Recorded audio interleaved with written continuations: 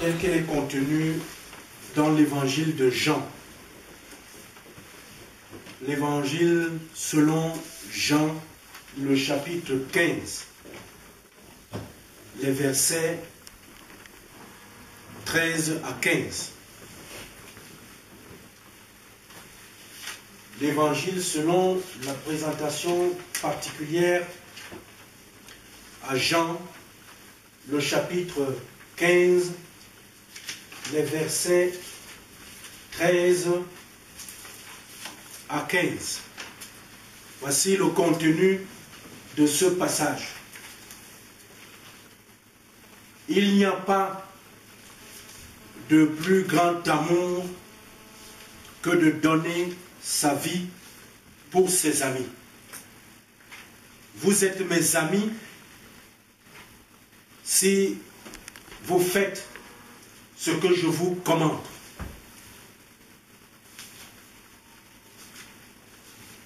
Je ne vous appelle plus serviteur parce que le serviteur ne sait pas ce que fait son maître. Mais je vous ai appelé ami parce que je vous ai fait connaître tout ce que j'ai appris de mon Père. L'herbe sèche, la fleur fane, elle tombe, mais la parole de Dieu demeure éternellement. Prions le Seigneur. Seigneur notre Dieu, c'est toi qui as créé l'homme. Et malgré notre faute, c'est toi qui as fait le pas pour te rapprocher de nous. Sans toi, nous sommes sans lumière, sans intelligence. Viens donc, Seigneur, permets-nous de cerner le message que tu as caché dans cette parole. Nous te prions au nom de Jésus-Christ, notre Seigneur et notre Sauveur. Amen. Bien-aimés dans le Seigneur, nous sommes déjà dans cette période où les uns et les autres vivent les vacances. Nous sommes en juillet. Et bientôt, c'est des séparations qui vont se produire pour les uns et les autres. Peut-être pas forcément parmi nous, mais c'est un moment de séparation. Et l'Esprit du Seigneur m'a conduit à ce texte de Jean, qui est un texte qui présente Jésus dans un échange avec ses disciples à un moment où il se prépare à les quitter. À partir du chapitre 13 de l'évangile de Jean jusqu'au chapitre 17, il y a une remarque générale. C'est que Jésus semble rentrer dans un autre mode de communication avec les disciples. Et la portion de texte que nous venons de lire nous présente ici l'une de ces parties qu'on appelle les confidences de Jésus. Les commentateurs bibliques et les théologiens ont parlé même de ministère privé de Jésus. Parce qu'à ce moment-là, Jésus a commencé à dire des choses à ses disciples, des choses secrètes, des choses excessivement profondes. Et le texte sur lequel moi je voudrais qu'on s'appuie aujourd'hui, c'est le verset 15, quand il dit « Je ne vous appelle plus serviteur ». Parce que le serviteur ne sait pas ce que fait son maître. Mais je vous ai appelé ami. Parce que je vous ai fait connaître tout ce que j'ai appris. Le thème que je voudrais vous proposer, chers amis, c'est serviteur. C'est une question. Serviteur ou ami? Quel type de relation entretiens-tu avec Jésus? Serviteur ou ami? Quel type de relation entretiens-tu avec Jésus? On va naturellement se poser plusieurs questions pour essayer de cerner c'est quoi un serviteur, c'est quoi un ami. Mais avant d'en arriver là, je voudrais parler ici là de ce que j'appelle l'enseignement révolutionnaire de Jésus. À travers ce verset 15, il y a quelque chose qui se produit. On rentre dans une nouvelle école. L'enseignement de Jésus nous renvoie dans l'école de la mutation. Il y a quelque chose qui doit changer. Dans une école ici là, n'est-ce pas, du changement, une école de la transformation. On a ici là deux statuts qui semblent s'opposer et s'affronter. C'est le statut d'un côté, le statut de maître, et de l'autre côté, le statut de serviteur. Jésus rentre ici là, il amène un enseignement révolutionnaire. Je ne vous appelle plus serviteur. Je ne vous appelle plus serviteur. Mais je vous appelle ami. On voit ici immédiatement une sorte de dilution. On va démolir d'un côté le maître et de l'autre côté le serviteur pour qu'il y ait un seul statut, c'est le statut d'ami. Mais est-ce que c'est possible d'être l'ami de Dieu? Est-ce que c'est possible que nous devenions des amis de notre Seigneur? Bien-aimés, dans le Seigneur, c'est quoi les relations entre maître et serviteur? Sont des relations qui sont pratiquement simples à comprendre. Parce qu'un maître, c'est une personne qui a quelqu'un sous sa dépendance, sous son autorité. Une personne qui est à son service. Alors qu'un serviteur, c'est quelqu'un qui est au service de quelqu'un d'autre, de qui il dépend. Donc, lorsqu'on parle de relations maître-serviteur, c'est des relations qui sont des relations de dépendance, de hiérarchie, d'autorité, des relations où, d'ailleurs, c'est le maître qui donne du travail au serviteur, et c'est lui qui le rémunère, et qui, disons, le protège dans la société. Et en contrepartie, le serviteur est tenu d'obéir à son maître.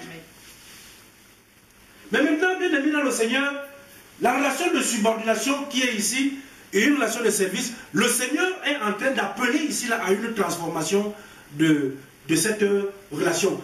Il dit à ses disciples, je ne vous appelle plus serviteur. Bien aimé dans le Seigneur, Jésus dit, je vous ai appelé, je vous ai appelé ami. Je vous ai appelé ami. Mais qu'est-ce que Jésus dit avant? Parce que pour comprendre, Jésus est en train de dire, devenez mes amis. Il n'y a pas de plus grand amour que de donner sa vie pour ses amis. Et vous êtes mes amis si vous faites ce que je comprends. Ici, bien aimé dans le Seigneur, Jésus dit, je vous ai appelé, mais vous n'êtes pas encore mes amis. Parce que le texte est très profond. Je vous ai appelé quelqu'un et dire que ah, toi tu es mon ami. Est-ce que cela fait de cela ton ami? Pas forcément. Pas forcément. Bien aimé dans le Seigneur. Parfois on est à l'église, on appelle qu'on dit que celui-là il est un chrétien. Mais est-ce que qu'on l'appelle chrétien, ça veut dire que forcément il est chrétien? Non. Une simple appellation ne fait pas d'une personne ce que cette appellation, n'est-ce pas, présente ou signifie. Il y a un changement à faire. Je vous ai appelé. Est-ce que si aujourd'hui quelqu'un dit je t'ai appelé ma femme, est-ce que ça veut dire que tu es ma femme? Non. Il y a un chemin à faire pour être effectivement ceux qui se cachent sous l'appellation qu'on vous a donnée. Être pasteur, je vous appelle pasteur. Est-ce que ça veut dire que vous êtes pasteur? Non. Il faut le devenir. On vous appelle ancien, ce n'est pas que vous l'êtes déjà, mais il faut le devenir. Parce que pour devenir disciple, pour devenir ami de Jésus, Jésus dit, je vous ai appelé mes amis. Mais voici les conditions. Dans notre texte, laissons les autres textes. Mais dans notre texte, nous avons deux étapes. La première étape, c'est de donner sa vie. Donnez votre vie au Seigneur. Jésus dit, il n'y a pas de plus grand amour que de... Voilà première étape, elle est fondamentale. Parce que le Seigneur dit ceci. Vous êtes mes amis si vous faites ce que je vous commande. Mais ce qu'il commande, c'est que donnez votre vie pour, n'est-ce pas, vos amis. Devenez mes amis en vous donnant vous-même et en respectant ce que moi je vous ai commandé. Bien-aimés dans le Seigneur, nous ne pouvons pas être de véritables enfants de l'Église si nous ne respectons pas les commandements de notre Église. On ne peut pas être un vrai chrétien si on ne respecte pas les commandements de Jésus. C'est dans les maisons, une vraie femme ou un vrai homme, si vous ne respectez pas les commandements, parce qu'il y a des choses, des prescriptions qui existent pour que, effectivement, les gens deviennent des amis. On n'est pas simplement, on ne peut pas devenir ami de quelqu'un sans perdre quelque chose. Il faut perdre sa vie, carrément. Donner sa vie, c'est la perdre. Pour gagner quelqu'un de bien aimé dans le Seigneur. Essayons un peu maintenant de parler de ce qu'est profondément un ami. Parce que ici, lorsque Jésus parle d'amitié, il ne parle pas des amis du monde là, comme nous sommes amis là, les amis de bouche. Où quelqu'un te dit, ah mon ami, pendant qu'il te tape là, il a mis la main dans la poche. Il t'a soutiré le portefeuille. Par exemple, non. L'amour dont il est question ici là, c'est l'amour, c'est pas l'amour philéo. C'est pas l'amour de la philosophie où on parle d'amour amitié, non. Ici, c'est l'amour agapé. C'est un amour désintéressé. Un amour qui fait en sorte qu'on est capable, n'est-ce pas, de se donner pour l'autre. Est-ce que nous sommes aujourd'hui dans cette nouvelle forme de relation qui voudrait que nous ne soyons plus dans des relations de dépendance les uns vis-à-vis des autres? Jésus dit simplement, devenez mes amis. Quelque part, il a dit, le monde saura que vous êtes mes disciples au degré d'amour qu'il y aura entre vous les uns les autres. C'est le monde ne peut pas reconnaître que tu es disciple, que tu es un ami de Jésus, si tu n'as pas d'amitié sincère et réelle pour un autre frère à Christ. Nous sommes donc invités à nous dépouiller, à perdre quelque chose. Nous savons très bien aujourd'hui que dans le monde dans lequel nous vivons, l'amitié n'est plus quelque chose de facile. Parce que l'amitié aujourd'hui est dépendante de plusieurs autres valeurs qui entourent. On aime seulement être aujourd'hui l'ami des riches.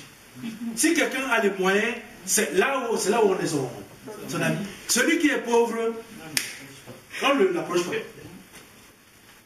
Quand tu n'as rien, les gens passent, tu ouvres même là, tu regardes même, les yeux même sont en train de pleurer comme ça là. On ne te voit pas. Mais celui qui est bien, avant même qu'il tousse, on l'a déjà entouré. Cette forme de relation qui voudrait que dans la société, qu'on soit dans des formes de dépendance, c'est ça, Jésus appelle ici là, à la destruction de ces formes de dépendance. Mais il appartient dans ce processus que chacun se batte. Il est important de se battre. On ne peut pas obtenir une amitié sans toutefois faire un effort. Il faut faire un effort. Jésus a des exigences qui semblent être des...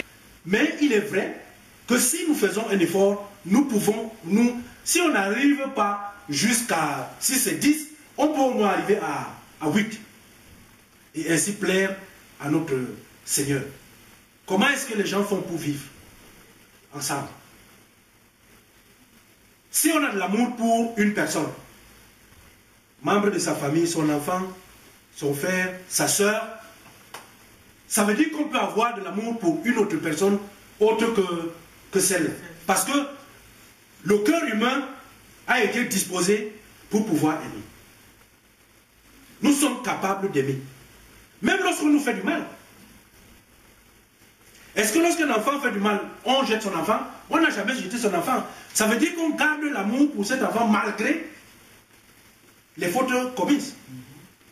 Bien-aimés dans le Seigneur, la question est de savoir quel type de relation nous entretenons avec Jésus aujourd'hui. Est-ce que nous sommes ceux-là qui veulent rester, continuer à perdurer dans des formes de dépendance, ou bien est-ce que nous voulons devenir les amis de Jésus? C'est une question profonde. Elle est adressée à chacun d'entre nous au moment où nous nous séparons, et posons-nous la question, est-ce que je fais le nécessaire pour que Paul soit mon ami, pour que Marthe soit mon ami, pour que Marthe soit l'ami de Manette, et ainsi de suite. C'est une question qui appelle ici à continuer à revoir les formes de relations que nous avons.